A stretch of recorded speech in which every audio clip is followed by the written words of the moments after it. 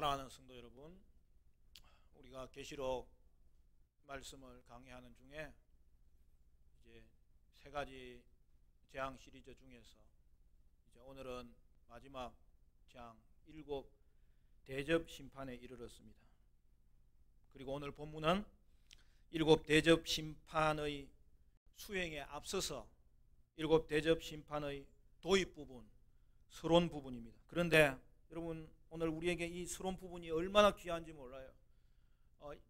일곱 대접 심판은 이 서론 부분이 좀 길어요. 그런데 그 서론 부분에 대한 중심 내용이 뭐죠?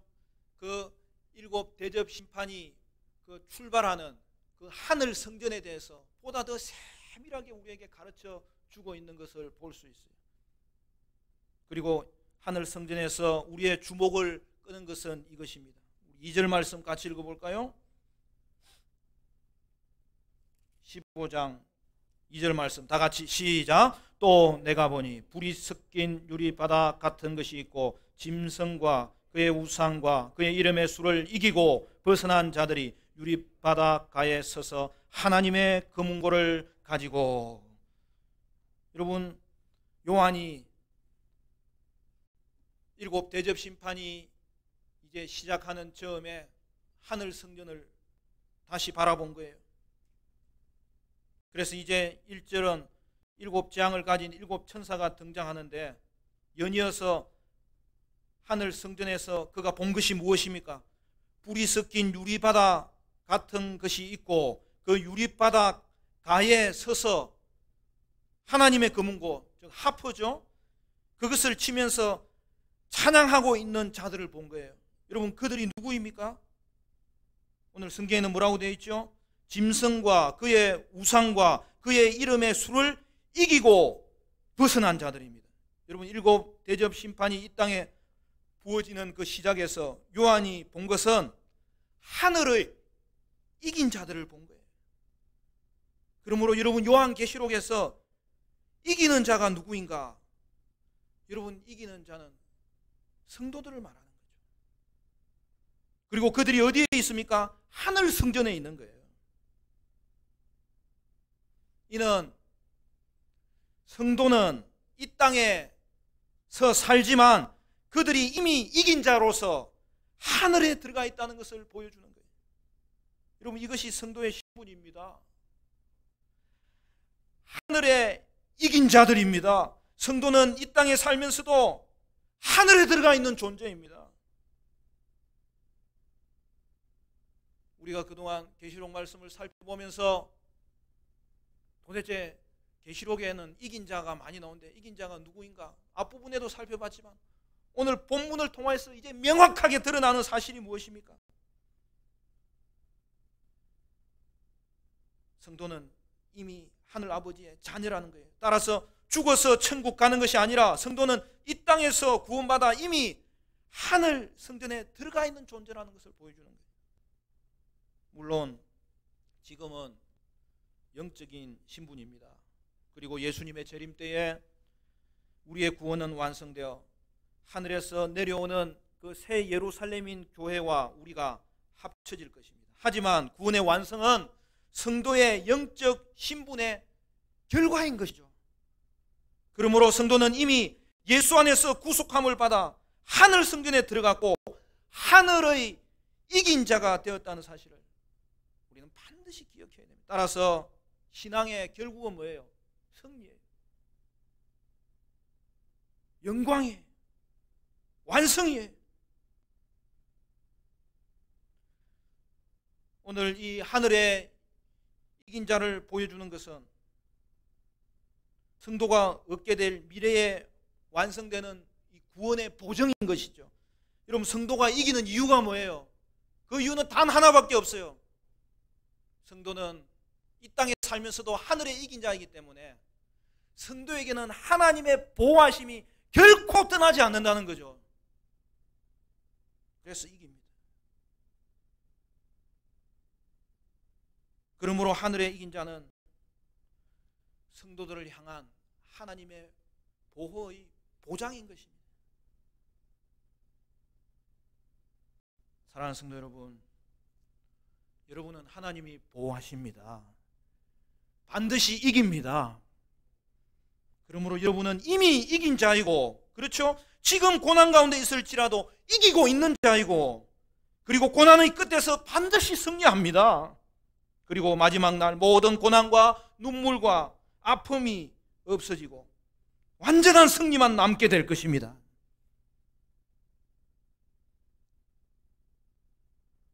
오늘 강의는 설명이 많아서 여러분이 잘 따라오셔야 됩니다. 나만 지금 신나서 열받으면 안 돼요. 사랑하는 성도 여러분, 계시록에서 이긴 자는 성도 여러분이고, 그러므로 여러분은 지금 고난 중에서도 이기고 있다는 이 사실 앞에서 구원의 안정과 그 비전과 소망을 가지고 오늘 이 땅 가운데서 얼마나 많은 유혹이 오고 핍박이 오고 예수를 제대로 믿으려고 하면 반드시 고난을 받게 되어 있는데, 그런 가운데서도 결코 포기하거나 물러서는 자가 아니라 믿음의 인내로서 승리하는 저와 여러분 되시기를 간절히 축원합니다. 요한은 하늘 성전에서 먼저 불이 섞인 유리바다 같은 것을 보았어요. 여러분, 오늘 본문은 요한계시록의 그 본론부에 해당하는 그 환상의 마지막 부분이라고 하지 않았습니까?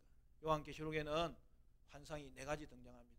서론 부분에 하나 등장하고 결론 부분에 2개 등장하고, 사실 본론 부분은 환상 하나가 그냥 전체 내용이에요. 그 4장부터 시작되어서 이제 마지막 대접 심판, 여러분 15장 이제 16장까지 이제 마무리가 되는데, 그 환상의 이름이 뭐예요? 하늘 성전과 재앙 시리즈 환상이에요. 그래서 이제 마지막 부분에 마지막 재앙에 이르렀고, 그 시작은 뭐였어요? 이런 계시록 4장 5장에는 하늘 성전을 먼저 보여준 것 아닙니까? 그리고 거기에서 봤던 것이 땅에서 이루어지는 것이 재앙의 연속이라는 것 아닙니까? 그런데 여러분, 그 4장에도 유리바다가 등장해요. 그렇죠? 거기서는 수정 같은 유리바다라고 하였어요. 그러니까 수정 같은 유리바다와 오늘 본문에 불이 섞인 유리바다는 같은 거예요.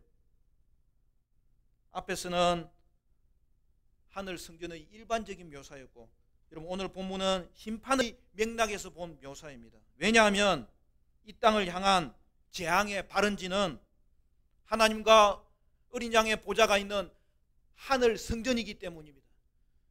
하늘 성전에서 하나님께서 보여주신 것, 하나님의 뜻하신 바는 거기로부터 이 땅 가운데 나타나는데, 하늘 성전으로부터 계획된 것이 구원도 하늘 성전으로부터 나타나고 심판도 하늘 성전으로부터 나타나는 거예요.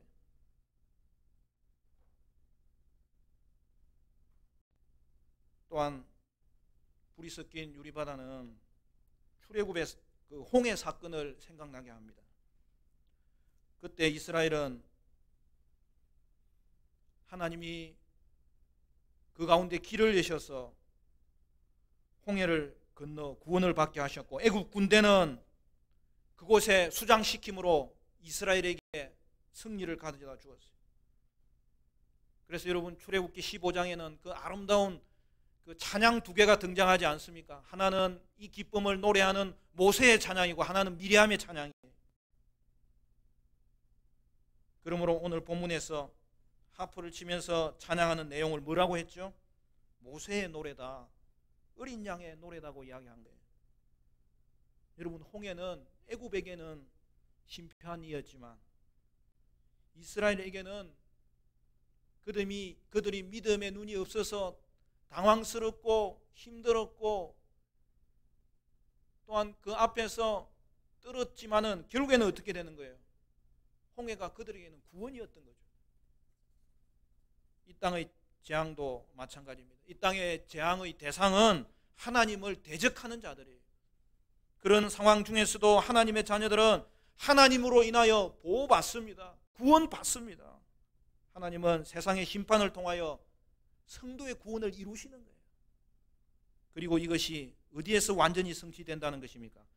어린 양의 노래라는 거예요. 이스라엘의 구원은 성도의 구원에 대한 예표일 뿐이에요. 어린 양 예수님은 구속의 은혜를 통하여 성도의 구원을 완전히 성취하신 것입니다. 그러므로 성도는 어린 양 예수님으로 말미암아서 영적인 홍해를 건너 사탄의 나라 또 그 죄, 이 모든 것과 완전한 단절을 경험하게 하신 것입니다. 따라서 이긴 자들의 존재는 단순히 미래의 기대가 아니라 성도 여러분에게 주님께서 행하신 일이고, 그러므로 우리에게는 현재적인 사건이에요. 하늘 성전의 유리바닷가에 성도가 서 있습니다. 거기서 그들은 찬송합니다. 3절에 그 찬송하는 내용이 나오죠. 하나님이시여 하시는 일이 크고 놀라우시도다. 그렇게 찬송합니다. 여러분, 여기 하나님의 하시는 일이 뭐예요? 그것은 당연히 성도의 구원이죠. 그래서 뭐라고 표현합니까? 크고 놀라운 일이라고 한 거죠. 그래서 하늘 성가대는 계속 이어서 뭐라고 찬양합니까? 주여, 누가 주의 이름을 두려워하지 아니하고 영광스럽게 하지 아니하오리까? 그렇게 고백한 것입니다. 그리고 맨 마지막 결론으로 만국이 와서 주께 경배하리이다. 그렇게 고백하는 거죠. 사랑하는 성도 여러분, 오늘날 이 시대에 하늘 성전을 보는 자, 그리고 그를 통하여서 이 땅에 구원을 이루시고 심판을 행하심을 보는 자는 그 하나님 앞에 두려워하지 않을 수 없고 영화롭게 하지 않을 수 없습니다. 그래서 모든 나라 백성은 하나님을 경배해야 될 것을 보여주는 것이죠. 5절에는 1절에 등장했던 7 재앙을 담은 7 대접을 받기 위해서 그 7 천사가 다시 등장합니다. 5절부터 보면 이렇게 되어 있습니다. 또 이 일 후에 내가 보니 하늘의 증거 장막의 성전이 열리며 7 재앙을 가진 7 천사가 성전으로부터 나와 맑고 빛난 세마포 옷을 입고 가슴에 금띠를 띠고 네 생물 중 하나가 영원토록 살아계신 하나님의 진노를 가득히 담은 금대접 7을 그 7 천사에게 주니. 여러분, 여기 보면 하늘에 증거 장막의 성전이 열린다고 했습니다. 원문을 보면 이게 그냥 다 소유격으로 되어 있어요. 하늘의 증거의, 하늘에 있는 장소를 이야기하는 거니까 그거는 따로 떼어져 있는데, 하늘에 있는, 그러니까 증거의 장막의 성전이라는 거예요. 여러분, 우리나라도 뭐 소유격을 쓸 때에 그 의미가 조금씩 다르잖아요. 그냥 소유격이지만 의미가 그게 주격적인 의미도 있고 목적격적인 의미도 있고 그런 거예요. 나의 아내 이러면 말 그대로 소유격이에요. 일반적인 소유격이에요. 그렇지만 그의 탄생, 그는 주격적인 거예요. 그가 탄생했다는 거예요. 그의 죽으심, 그가 죽으셨다는 거예요.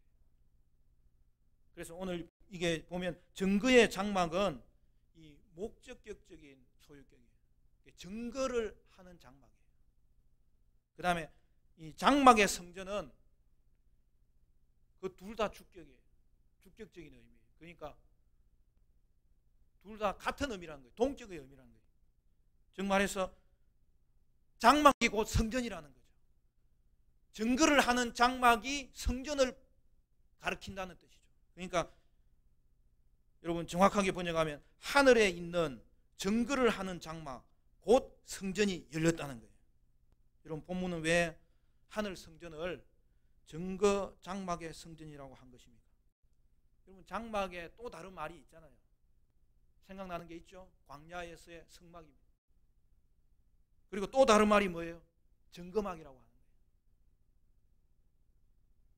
성막을 증거막이라고 한 이유는 특별히 여기서의 증거는 뭐냐면 언약궤 안에 두었던 두 돌판을 가리키는 거예요. 그러니까 증거막은 하나님의 언약을 생각나게 하는 것이죠. 그러니까 언약의 개념에는 그것을 파기하는 자에게는 죽음의 심판이 필연적으로 임할 것이라는 것이 전제되어 있는 거예요. 바로 그것과 오늘 본문이 연결되는 거예요. 그러므로 여러분, 하늘에 있는 증거 장막은 하나님의 대적자들에 대한 7 대접 심판을 미리 소개하고 있는 거예요. 하늘의 증거 장막으로부터 하나님의 심판이 임한다는 거예요. 이는 예수님의 초림과 재림 사이에 있는 재앙을 말하는 거예요. 여러분, 증거 장막 성전 어디서 들어본 것 같지 않아요? 알아도 되고 몰라도 됩니다. 이거는 신천지가 쓰는 용어예요. 그래도 워낙 이단들이 판을 치고 있기 때문에 요즘은 적도 알고 나도 좀 알아야 될 필요가 있어요. 나를 아는 것은 우리가 정말 교리적으로 좀 튼튼한 신앙을 갖춰야 돼요. 또 적을 아는 것은 그들이 쓰는 용어가 성경과 얼마나 위배되어 있고 잘못 끼워 맞췄는지를 당장 우리가 성경을 통하여서 보면 알 수 있기 때문에 우리가 성경을 통하여서 분별할 수 있어야 되는 거예요. 신천지의 이만희는 과천에 세운 신천지 교회를 증거장막 성전이다 그렇게 부릅니다. 그는 초림은 예수님을 통해서 이루어지지만 재림은 예수님이 자기를 보냈다. 그래서 이만희 자신을 통해서 이룬다고 합니다. 이만희 자신이 유일한 중보자고 보혜사라는 거예요. 따라서 과천에 새하늘과 새 땅, 그게 신천지란 말 아닙니까? 그것이 임한다는 거예요. 그래서 그곳의 성전 이름을 증거장막 성전이라고 부르는 거예요. 자신이 예수님을 대신하는 중보자고 보혜사이기 때문에 죽지 않는다는 거예요. 그러므로 신천지에 천국이 임하고 그곳이 증거장막 성전이므로 그곳에 들어오는 자는 죽지 않는다는 거예요. 그런 날이 지금 이 세대 가운데 온다는 거예요. 얼마나 허무맹랑한 소리입니까? 여러분 당장 오늘 본문을 보십시오. 증거장막 성전은 어디에 있어요? 하늘에 있는 거예요. 하늘에 있는 증거장막 성전, 정확하게 그렇게 성경은 표현합니다. 여러분 증거장막 성전은 하늘 성전이에요.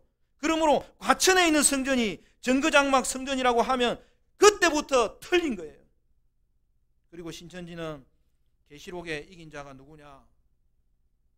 이만희 자신이라고 합니다. 여러분 오늘 본문을 보세요. 이미 살펴봤잖아요. 이긴 자가 어디에 있어요? 요한이 본 것은 하늘에 있는 이긴 자입니다. 그러니까 이만희는 지금 하늘에 있지 않을 뿐 아니라 본문에서 하늘에 이긴 자를 뭐라고 표현합니까? 여러분 2절에 다시 보세요. 뭐라고 되어 있죠? 짐승과 그의 우상과 그의 이름의 수를 이기고 벗어난 자들. 여기에 보면 복수입니다. 한 사람을 말하는 것이 아니에요. 그러므로 여러분 요한계시록이 그렇게도 강조하는 이긴 자는 이미 이긴 자이신 예수 안에서 구속함을 받은 모든 성도들인 거예요. 구속함을 받은 교회를 말하는 거예요. 그러므로 이만희는 결코 이긴 자가 아니에요. 이만희는 죽습니다. 중보자가 아니에요. 도리어 하나님을 대적하고 하나님을 비방하고 하나님의 백성을 미혹하는 자로서 땅에 속한 자고 하나님의 진노의 대상이고 반드시 하나님은 진노하십니다. 7절은 그 하나님의 진노를 강조하기를 뭐라고 이야기했죠? 7 대접 심판을 영원히 살아계신 하나님의 진노라고 했습니다. 여러분 하나님의 진노는 영원히 살아계신 하나님의 진노이기 때문에 실패가 없다는 거예요. 반드시 이루어진다는 거예요. 그래서 이 말은 하나님의 대적자에게 임하는 하나님의 심판은 반드시 있을 것과 그것이 얼마나 집요한지를 보여주고 있는 거예요. 벌써 이라크 전쟁이 한 15년, 20년 넘었죠. 그때부터 등장한 것이 미사일의 그 성능이었지 않습니까? 페이트리어트 미사일이 그때부터 등장했는데 지금은 거기에 인공지능까지 있어가지고 더 정확하게 됐죠. 여러분 페이트리어트 미사일을 쏘면 그것이 목표물을 향해서 가는데 산이 있으면 산을 넘어요. 바다가 있으면 직선길로 행해요. 결국에는 지정했던 목표물을 정확하게 타격합니다. 한치의 오차가 없습니다. 그와 같이 하나님의 심판은 그 어떤 오차도 가지지 아니하고 반드시 이루어질 것과 정확하게 이루어질 것을 보여줍니다. 사랑하는 성도 여러분, 이 땅은 하나님이 통치하십니다. 그래서 하나님의 임재는 두 가지 현상이 일어나는 거예요. 신자에게는 구원의 임재가 되는 거고 불신자에게는 심판의 임재가 되는 거예요. 우리 8절 말씀 다 같이 읽어볼까요? 8절 다 같이 8절 읽겠습니다. 시작. 하나님의 영광과 능력으로 말미암아 성전의 연기가 가득하며 일곱 천사의 일곱 장이 마치기까지는 성전에 능히 들어갈 자가 없더라. 여기에 연기는 하나님의 임재를 말하는 거예요. 그 임재로부터 여러분 심판의 임재가 성전에서 이제는 이 땅 가운데 임하게 되는데, 능히 성전에 들어갈 자가 없다는 것은 그 하나님의 심판의 임재가 얼마나 맹렬한지를 보여주는 거예요. 하나님의 진노의 심판은 그 목적을 최종적으로 이루기까지 쉬지 않을 것이고 완전히 이루어질 것입니다. 코로나19로 온 세상이 혼돈 가운데 있습니다. 그래서 우리는 이때일수록 더 선제적으로 대응하고, 교회는 환자는 돌봐주고 약한 자는 세워줘야 되는 거예요. 여러분, 코로나 바이러스 앞에 여러분 쓰러지는데 제외되는 사람은 아무도 없어요. 유명한 연예인이 죽을 때 이게 현실이구나. 왜? 자기와 아는 사람, 그래도 멀리서 아는 사람이기 때문에 그걸 깨닫기 시작하는 거죠. 여러분, 바이러스 앞에서는 인생은 그 대상이 가려지지 않아요. 속수무책인 거예요. 그러면 우리는 코로나 바이러스 앞에서 우리가 얼마나 연약한 존재인지, 우리 스스로 우리 자신을 의지할 대상이 되지 못한다는 것을 너무나 분명하게 알게 되었습니다. 그러나 거기서 끝나면 안 되는 거죠.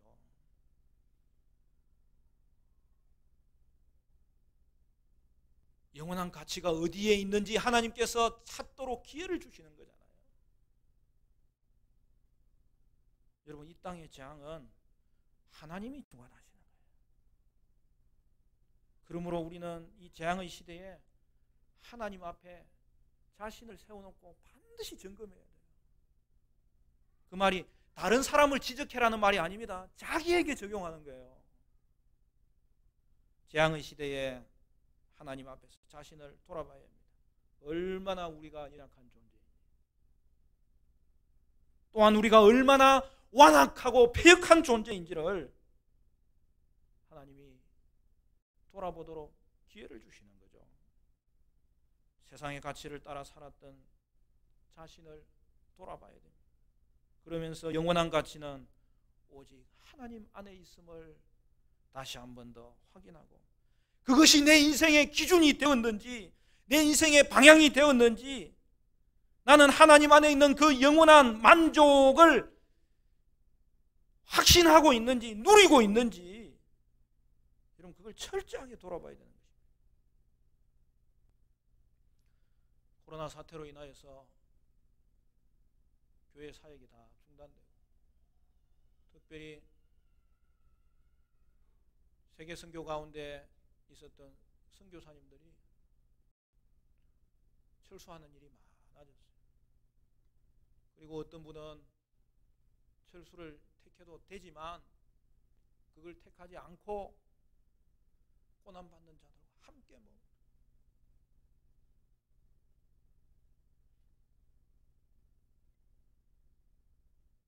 저에게 연락이 오는데, 코로나야, 한두 사람 걸린 게 아니에요. 목사님 기도해 주세요. 선교사님 힘내세요. 들어오시라 했는데 왜 말을 안 듣습니까? 떠날 수가 없어요. 목사님.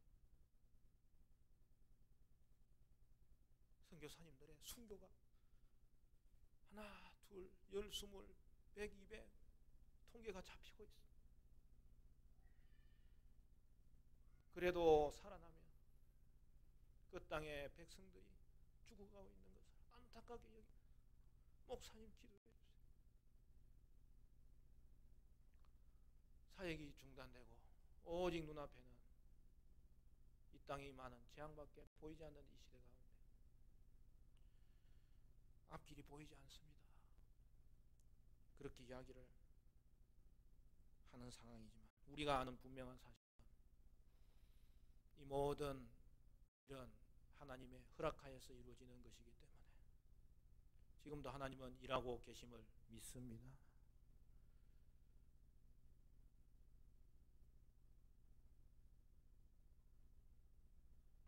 성경은 박해 가운데서도 앞길이 하나도 보이지 않았던 그러한 상황 가운데서도 하나님은 새로운 일을 시작하시는 것을 성경을 우리가 펴는 곳곳마다 확인할 수 있어요. 우리의 눈에 혼돈이고 우리의 눈에 멈추고 우리의 눈에 퇴보된 것으로 보일 뿐이죠. 그러므로 일하시는 분은 하나님이시기에 고난 중에도 박해 중에도 재앙 중에도 하나님의 뜻은 중단되지 않고 하나님의 일은 중단되지 않기 때문에 하나님은 우리가 알지 못하는 방향으로 선교의 길을 여십니다. 하나님의 교회는 하나님이 친히 보호하시고 지금도 하나님은 일하고 계심으로 새로운 세대 가운데 새로운 환경 가운데 하나님은 주님의 교회를 다시 새롭게 하시고 쓰실 것입니다.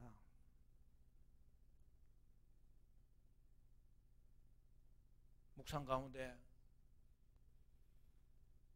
하나님의 일하심을 바라보니까 마음의 평강이 다시 찾아왔어요. 또 다시 비전이 생겼어요.